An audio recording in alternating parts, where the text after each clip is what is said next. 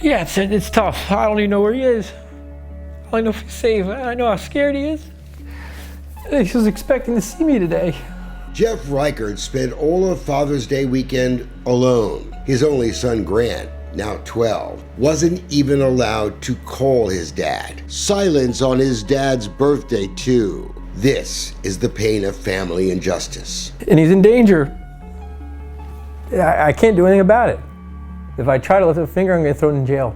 This father has never been accused of physically or sexually abusing his boy. By all accounts, he's a loving dad. Yet a sheriff's deputy sits watch over his rare 3-hour supervised visits. Jeff Reichert is being given the same rights as a convicted murderer in Maryland. Hi, you Miss Crone?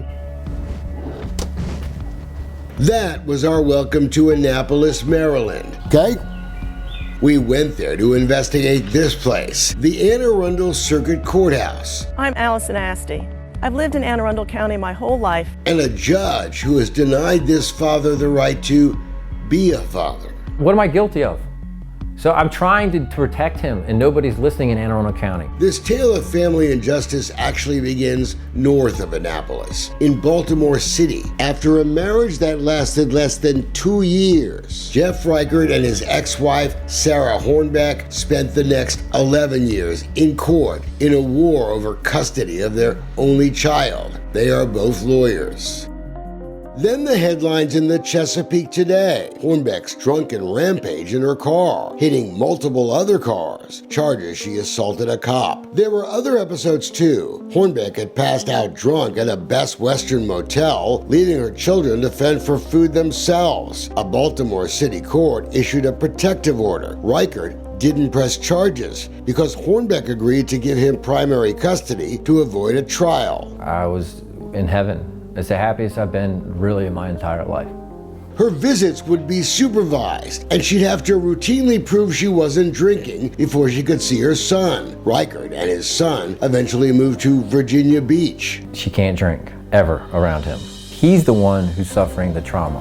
All right? He knows what her drinking is.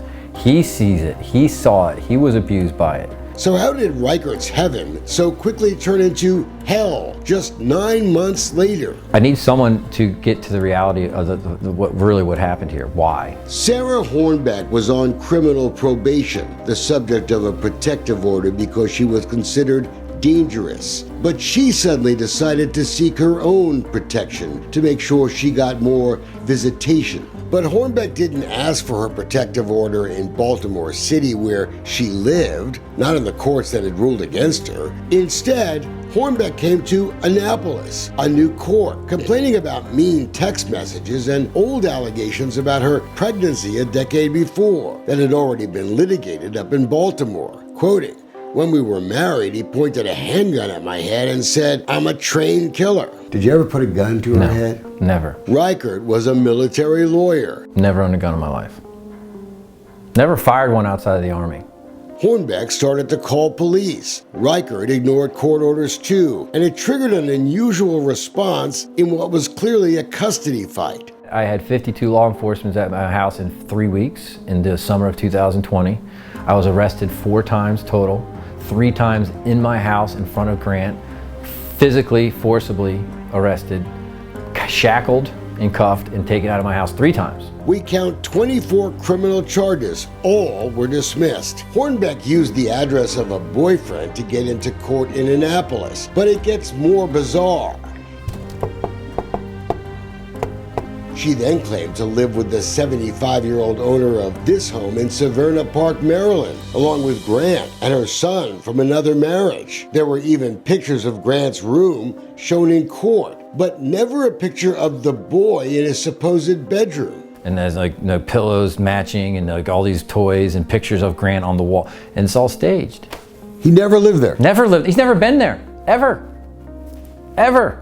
Reichert says the whole thing was staged to defraud the court. A private investigator hired by Reichert determined the house was used only as a drop-off for child support checks, a place to swap custody with the father of her other son. I drove by it, all right, to say, do you recognize this house? No, I've never been there. one big fraud?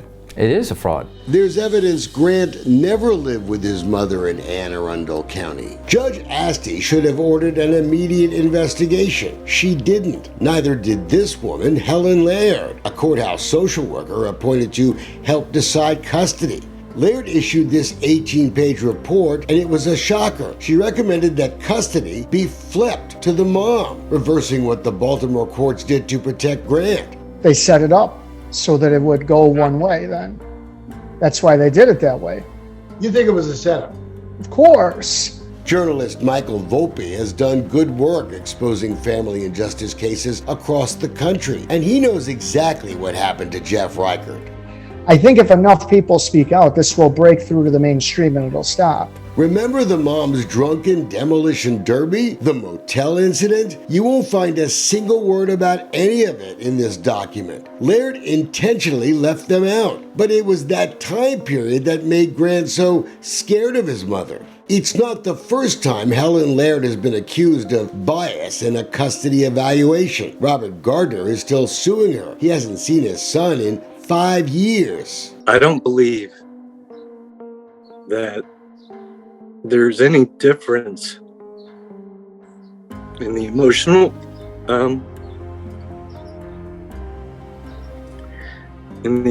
loss of a child, whether that child has been abducted by a stranger or by the courts. Judge Asti clearly wasn't happy we got a copy of the custody evaluation in the Reichert case. She called a special court hearing in Maryland to order the copies returned. Hey, Judge, we still got ours. But we know why they don't want Maryland voters to see this report. Because it's biased, plain and simple. I gave her probably 10 people to call.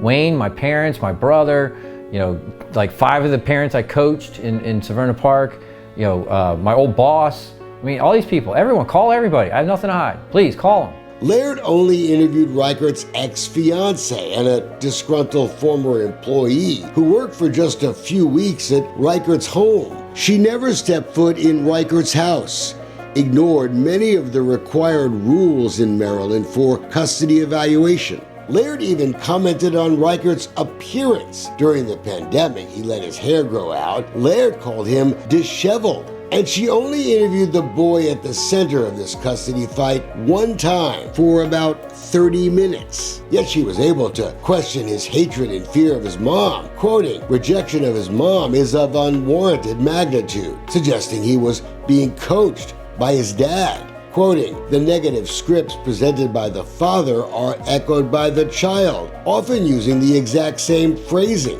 You won't see Helen Laird use the words parental alienation in this report, but that's exactly what she's talking about. Reichert fought back, quoting, "He's an 11-year-old boy who has seen and heard for himself very traumatic and sick behavior from his mom." But we found another court case where Laird had testified there was no such thing as parental alienation syndrome. Alienation, she said, was extremely rare. I want her to go to jail. I think what she's done is criminal. Reichert has routinely ignored court orders, arguing this custody fight should have never been reopened, that his wife is using fake addresses to forum shop in a county she doesn't live in.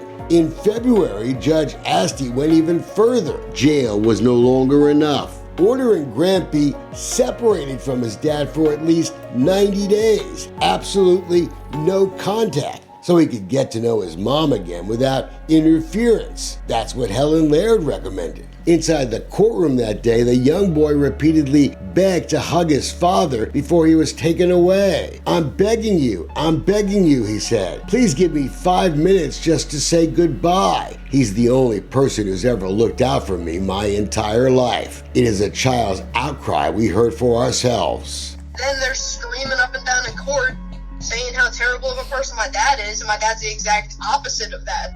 Well, with my dad, I was actually genuinely happy every day. With my mom, it's just misery. I don't really know how to describe it. It's just numb. Everything just feels numb. He was yanked from me. It's the worst thing ever happened in my life. Worst thing happened to him. Grant was thriving in Virginia, playing school sports, making good grades. Yet the supposed grown-ups at the Anne Arundel courthouse think ripping a child away from his dad, his school, his friends, that's in his best interest. We've seen this nightmare play out all over the country. 90 days has now turned into more than 5 months. So you take kids away from the parent that they are used to, that they're comfortable with, throw them in an environment that they have no control over, that they don't understand, and you think that's okay? It's probably not the smartest legal strategy to bombard the so-called experts in the case with emails almost daily, protesting, including the reunification therapist Susan Crone. Boy, she was glad to see us. Hi, you Miss Crone? It is the kind of desperation that comes after the silence on Father's Day. You create the parameters so that he's going crazy, and they're like, look, Dad's going crazy, and you don't explain why he's going crazy because you're not supposed to talk about anything else. Jeff Reichert isn't allowed a moment alone with his son. That can't be in the best interest of this boy, and it's the kind of outrageous punishment that should demand the judge's recusal. All while the evidence mounts this custody case has no legal business in Annapolis. Recent surveillance photos show Hornbeck and Grant still do not live in Anne Arundel County, if they ever did. Hornbeck and her lawyer, Brennan McCarthy, ignored our request for an interview. Elected in 2010, Judge Asti has already been accused of misleading voters, violating judicial campaign standards for truth and dignity. But voters will have to wait a few more years to punish this judge for what's happened to Jeff Reichert and his little boy. In Maryland, circuit judges get a staggering 15-year term on the bench, even if their rulings punish little boys who have done nothing wrong. I'm so scared. That's why I'm here. I'm scared.